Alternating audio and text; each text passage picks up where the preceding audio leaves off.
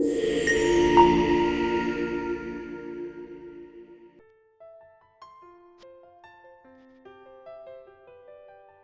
Namah Shivaya, te doy la bienvenida a esta segunda parte del episodio Desmitificando el Yoga, ni fitness ni religión, en la que hablaré un poco más sobre la energía y los mantras. Te invito a escuchar la primera parte en la que comenté de qué se trata el yoga, qué es y qué no es, así como su visión del ego o del yo individual. Espero que lo disfrutes.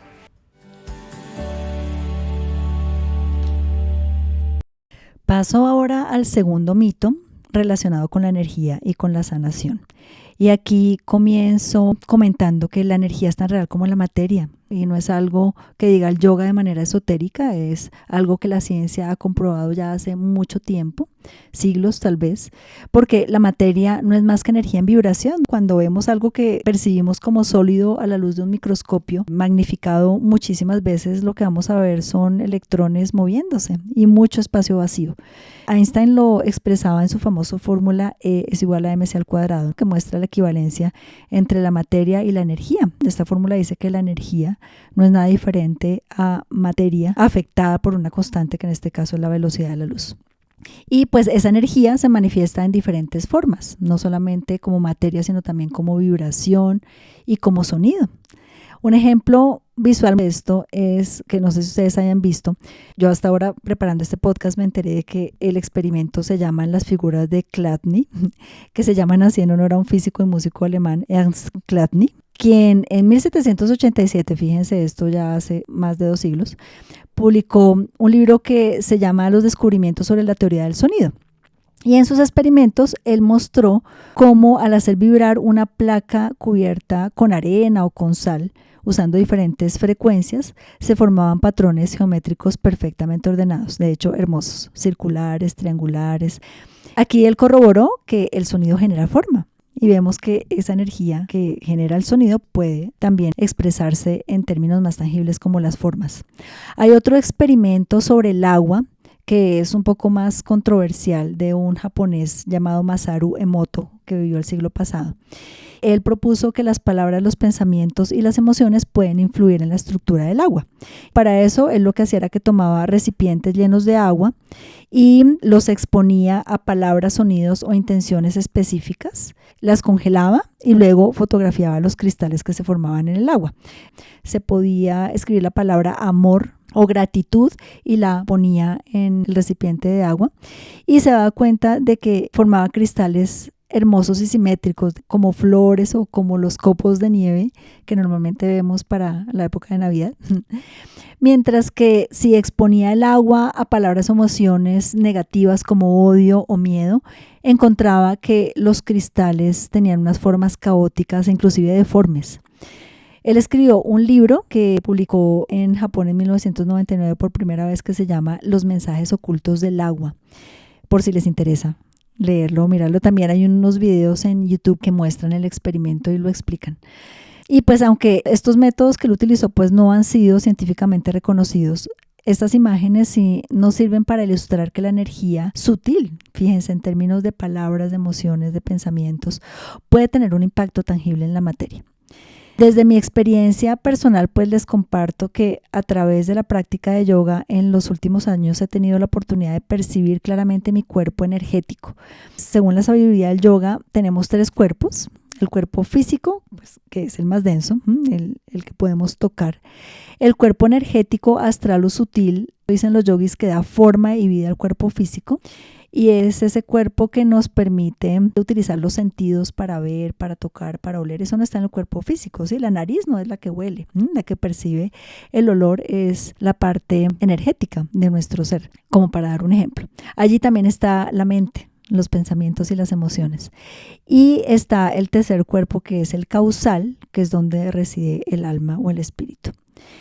Entonces, pues les estaba contando, habiendo hecho conciencia de mi cuerpo energético, y con unas experiencias muy puntuales que tal vez en otro momento les comparta, siento que pude también de una manera muy consciente poner las prácticas yógicas al servicio de la sanación de mi cuerpo físico hace 1 año ya y unos meses, que como les he contado, pues fue un momento en el que me sometí a una cirugía bastante invasiva para curar un cáncer de apéndice que se había extendido por toda mi cavidad abdominal.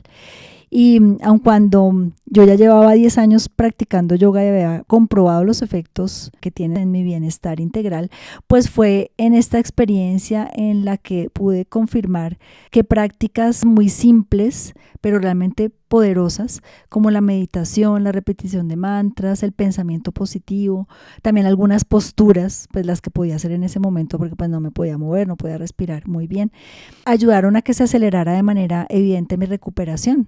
De hecho, los doctores en ese momento estaban asombrados por la forma en la que mi cuerpo se recuperó, en que pude restaurar muchas funciones, en la que pude volver a moverme, en la que pude recuperar mi capacidad pulmonar, porque al principio me costaba muchísimo respirar, dolía bastante. Inclusive ellos se asombraban de mi actitud. Siempre que llegaban los recibía con una sonrisa y me decían, no, tú siempre estás más feliz que nosotros. Y yo, bueno, pues sí, muy agradecida por la vida, por haber tenido la oportunidad de curarme con la gestión maravillosa que ellos hicieron. Y siento que todo esto me ayudó muchísimo, muchísimo, no solamente en ese momento, sino posteriormente en estos últimos meses, de manera que hoy me siento prácticamente al 100% de mis capacidades físicas. Todo esto, fíjense que actuó principalmente en mi cuerpo energético, porque el cuerpo físico pues tenía las funciones extremadamente limitadas, entonces lo que podía hacer era trabajar directamente sobre mi cuerpo energético con estas herramientas que les mencioné. De hecho, la sabiduría del yoga y de una de sus ciencias hermanas, que es el Ayurveda, la medicina tradicional india, enseñan que lo que sucede en el cuerpo físico es un reflejo de lo que ocurre en el cuerpo energético. Ellos dicen que todas las enfermedades se originan en el cuerpo energético y, por tanto, si se originan allí, pues desde allí también tenemos la capacidad de influir y de transformar lo que ocurre en el cuerpo físico. De esta manera, la sanación pues no es un proceso netamente físico, tal vez como lo ve la medicina tradicional, ¿no? Que ve nuestro cuerpo como una máquina que se afecta con métodos físicos, mecánicos, químicos, que está construida de piezas muchas veces sin ninguna relación, entonces se retiran y se ponen piezas para arreglar esa máquina. No obstante, pues se desconoce que realmente lo que pasa en esa forma más gruesa de la energía, que es la materia, surge de lo que pasa más adentro, de lo que pasa con ese cuerpo energético. Y así las cosas, la sanación es un proceso sagrado, es profundamente espiritual porque proviene de aquello más profundo en donde reconocemos lo que somos como seres humanos. Repito, que somos divinidad manifestada y que por eso hay unos métodos de sanación mucho más alineados con eso que somos que con lo que hay en el mundo netamente físico. Y pues no pretendo decir esto desde la arrogancia, de verdad, o sea, lo digo desde un lugar de humildad y de profunda reverencia a la conciencia superior, porque pues si recordamos que somos parte de esa inteligencia suprema manifestada, y no solo un cuerpo físico limitado, pues nuestra práctica de yoga y cualquier otra cosa que hagamos para la sanación se convierte en un acto de reconocimiento y de reencuentro con esa verdad, ¿sí? No se trata de sentirnos superiores como no, yo soy toda poderosa y puedo aquí hacer lo que desee y manifestar lo que quiera, separada de la divinidad de la que procedo, sino recordar justamente que venimos de esa divinidad y vivir desde allí. Hay una enseñanza que estudiamos muchísimo en la práctica de yoga, de hecho le dicen la Biblia de los yogis, que se llama el Bhagavad Gita. Es un extracto de un compendio mucho más grande que se llama el Mahabharata, tal vez se lo han escuchado más, es un épico tradicional de la India. Y el Bhagavad Gita es un compendio de enseñanzas que transcurre en un campo de batalla en donde Krishna representa a la divinidad y le da las enseñanzas a Arjuna, que es el guerrero que comanda uno de los ejércitos. Y en últimas, ese guerrero somos todos y cada uno de nosotros en la batalla de la vida. Allí Krishna le enseña a Arjuna que debemos hacer lo que nos corresponde, nuestro deber. En ese caso, pues Arjuna es guerrero, él tenía que luchar para defender a su pueblo, ese era su rol, que debemos cumplir con nuestro deber en la medida de nuestras posibilidades físicas, sociales, de nuestro nivel de influencia del momento y hacerlo desde un lugar de confianza y de entrega a la voluntad divina. De hecho, él ahí comenta, es una enseñanza muy famosa, que necesitamos servir sin apegarnos a los resultados, entregando eso a la voluntad divina, porque lo que pase con lo que hacemos nosotros, más allá, pues no depende de nosotros, ¿no? Es como cuando lanzamos una piedrita a una telaraña, genera múltiples vibraciones, efectos en lugares muy lejanos que pues nos es imposible prever. Entonces, por eso Krishna le enseña a Arjuna que él tiene que hacer lo que tiene que hacer, eso sí, cumplir su deber, pero que los resultados se los deje a Dios, básicamente. Además, porque la mente humana es limitada, ¿no? Creamos deseos y proyectamos resultados basados en la información que tenemos, que si nos ponemos a pensar, pues también es muy limitada, es solamente a la que hemos tenido acceso por las personas que nos rodean o lo que hemos estudiado, pero finalmente el conocimiento y la sabiduría del mundo es infinita, es imposible tenerla toda en la cabeza. Y por tanto, cuando proyectamos los resultados con esa información limitada, pues dejamos fuera de la ecuación las infinitas posibilidades que existen en el universo, muchas de las cuales pueden ser justamente las que más convienen a nuestra evolución, a nuestro proceso actual, y no solo al nuestro, sino también a quienes nos rodean, porque como lo comentaba antes, todo lo que hacemos también los impacta. Se trata entonces de soltar la ilusión de control y dejar que la inteligencia superior obre a través de nosotros. Esto no implica que nos resignemos ante la vida para nada.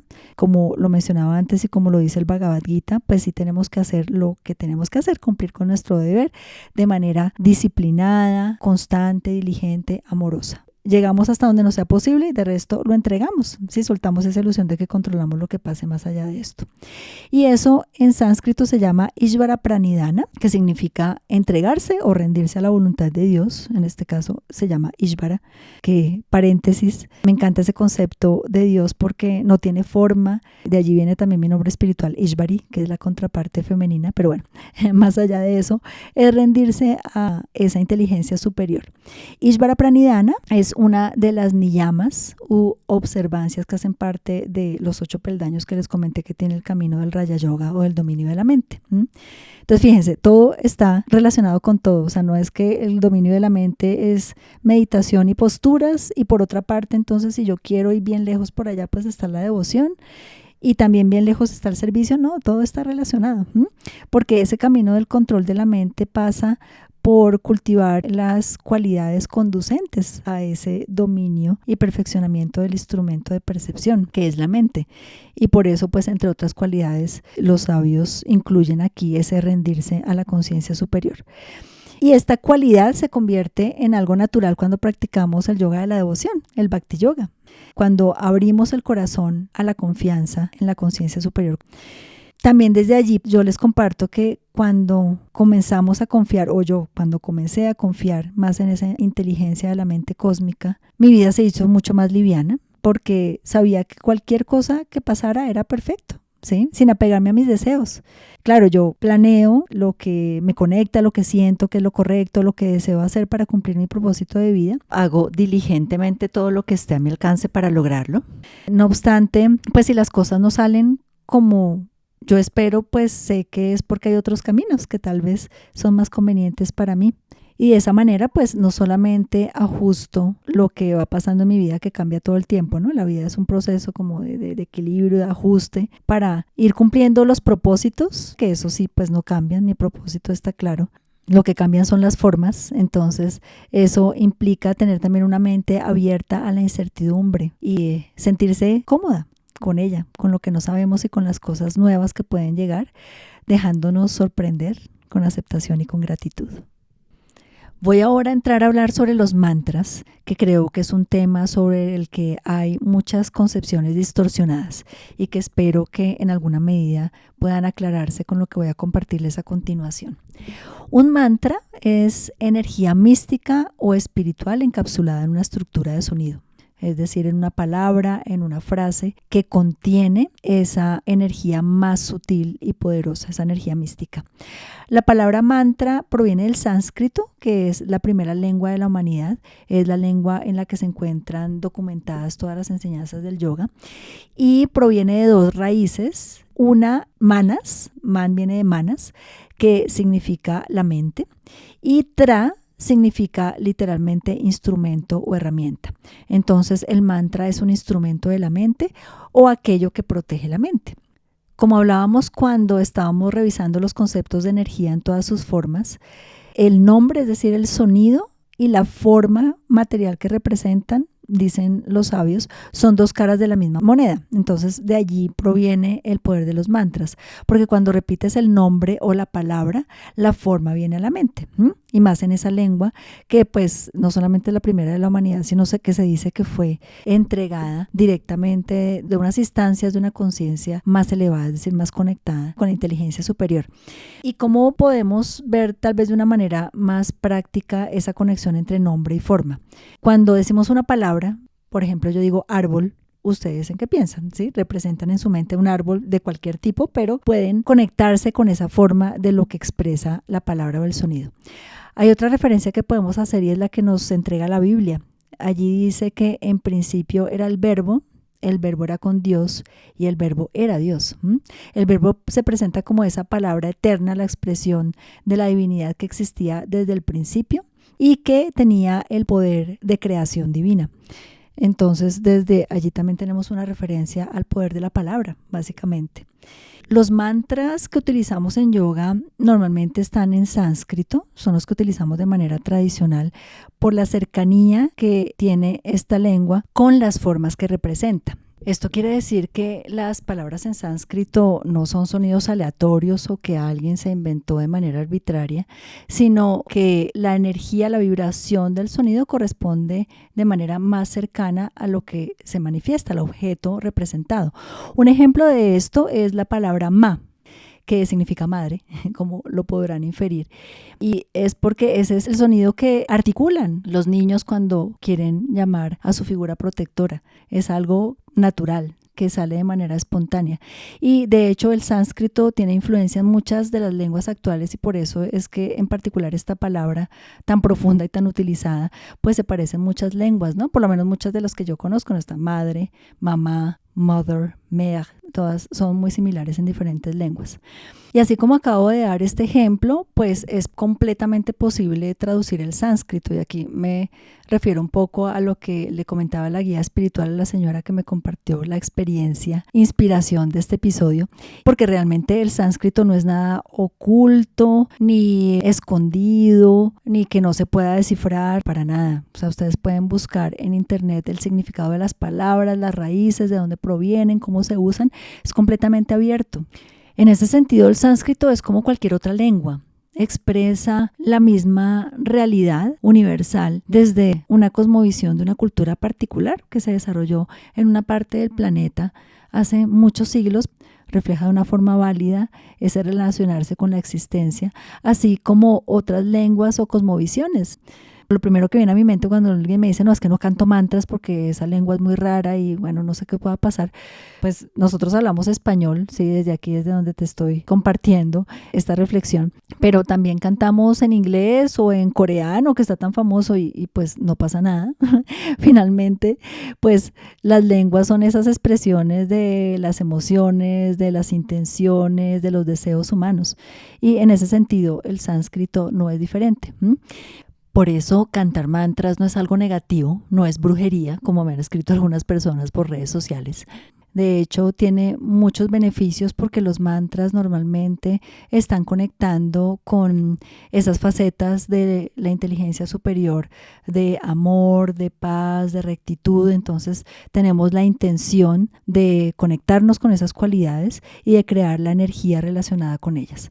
El efecto es completamente benéfico. De hecho, los maestros dicen que el canto de mantras, así no entendamos el significado, tiene un efecto profundo en nuestra energía, la transforma porque está sintonizado con esas frecuencias de bienestar y de emociones elevadas que son las que normalmente queremos cultivar en nuestra vida.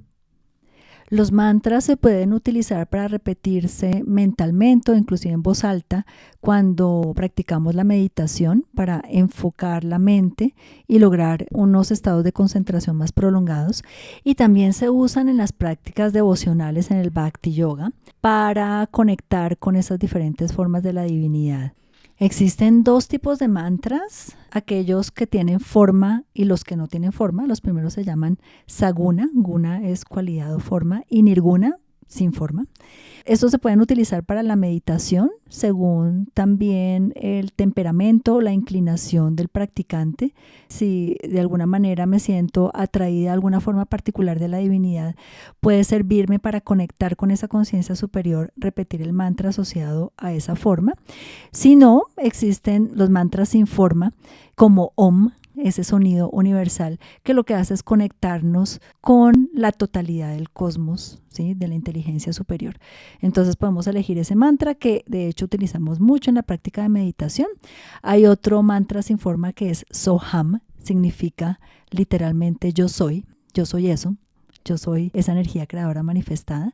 También se puede usar si no conectamos con ninguna divinidad. Y los Saguna mantras son múltiples, tantos como tantas divinidades hay en la tradición india, que es de donde proviene esta sabiduría del yoga. Y están asociados a los nombres y a las diferentes formas de la divinidad, que recordemos no son dioses diferentes, sino diferentes facetas o cualidades de esa divinidad infinita, inmensa e inconcebible. De los más utilizados, de los más frecuentes, están, por ejemplo, los mantras asociados a Shiva. Shiva se dice que fue el primer yogi, es el señor de la meditación que entregó además el conocimiento del yoga a los primeros sabios y encarna el poder transformador que necesita nuestra vida para ir elevando la conciencia. El principal mantra en honor a Shiva es Om Namah Shivaya. Y es una forma de la divinidad muy adorada en el norte de la India, en los Himalayas. Otra forma es la Madre Divina, que a su vez tiene diferentes expresiones. Entonces la Madre Divina se adora mucho en el sur de la India, por ejemplo, y tiene que ver, por supuesto, con el poder femenino de manifestación, de creación, y tiene también diferentes nombres y formas según el enfoque en el que queramos concentrarnos de esa energía femenina. Está la energía de la sabiduría, de las artes, que encarna Sarasvati. Su mantra es Om Aim Sarasvatyai Namaha. Está la faceta de la prosperidad, del dinero, de la belleza, del amor que encarna Lakshmi. Su mantra es Om Shri Mahalakshmiay Namaha. Y hay otra más feroz de la defensa de los peligros y el coraje para controlar nuestra mente inferior, que es la que encarna Durga, y su mantra es Om Shri Durgayai Namaha. Entonces, así como esto, pues hay muchos ejemplos que les puedo dar. Está también Ganesha, que se utiliza mucho. Ganesha es uno de los hijos de Shiva, tiene cabeza de elefante y él encarna la sabiduría y la remoción de los obstáculos justamente por esa característica de la fuerza y la potencia de este animal. Uno de sus mantras es Om Shri Mahaganapataye Namaha, porque uno de sus nombres es Ganapati. Entonces, si conectamos con alguna de estas formas de divinidad, podemos repetir en nuestra meditación el mantra correspondiente a esta forma. Bueno, algo muy lindo en la práctica de yoga es que se diviniza todo. Es decir, la divinidad está presente de diferentes formas y de diferentes manifestaciones todo el tiempo. Entonces, hay momentos específicos del año en los que se adora a Shiva, se rinde homenaje a la unión de la energía femenina y masculina para manifestar la creación. Se llama Mahashivaratri, la gran noche de Shiva, entonces se cantan mantras para Shiva. Más adelante en el año, más o menos en octubre, noviembre, se celebra el Navaratri, que son 9 noches en honor a la Madre Divina, 3 por cada uno de los diferentes aspectos, entonces se cantan los mantras correspondientes y se hacen rituales para honrar esa forma de la Madre. Se celebran los cumpleaños de Ganesha, de Krishna, que es una forma de la divinidad que personifica el amor, la compasión, la belleza. Es objeto de muchísima devoción en un lugar en el norte de la India que se llama Vrindavan, porque se dice que nació allí hace más de 5000 años de un rey llamado Vasudeva, y por eso su mantra es Om Shri Bhagavate Vasudevaya.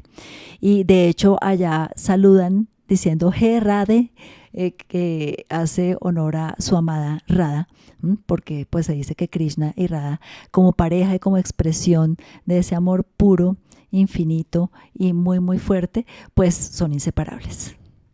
quise extenderme aquí un poquito como para que sepamos qué representan esos diferentes nombres y formas que a veces vemos por ahí como raros y decimos, uy, no, yo no le canto a Krishna ni a Shiva porque ese es diferente a mi Dios y porque estoy invocando cosas diferentes.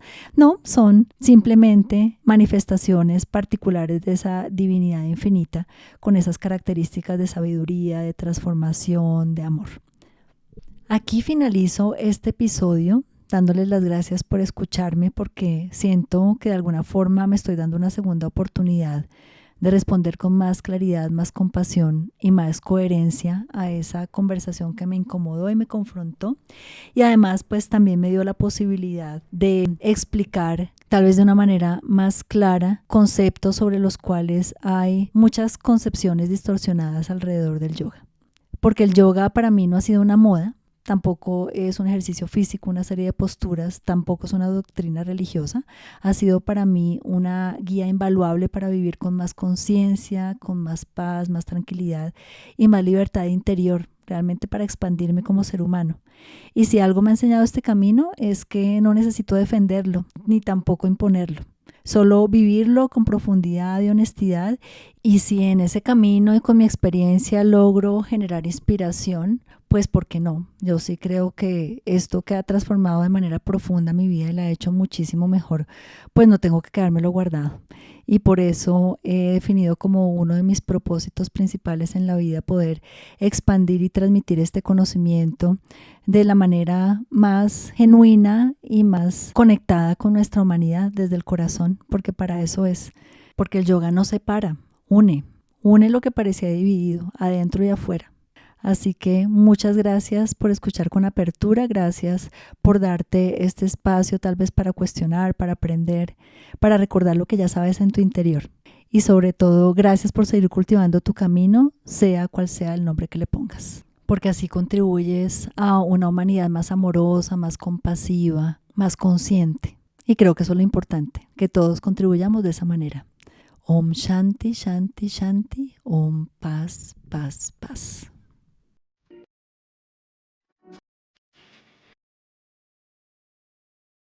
Gracias por escuchar este episodio. Por favor, déjame en los comentarios tus preguntas, reflexiones o sugerencias de nuevos temas sobre los que te gustaría que hablara. Te invito a consultar mi página web www.yoga-ser.com y a seguirme en redes sociales para estar al tanto de los programas de clases, cursos, retiros y otros eventos que creo desde el corazón para ti. Hari Om Tat Sat.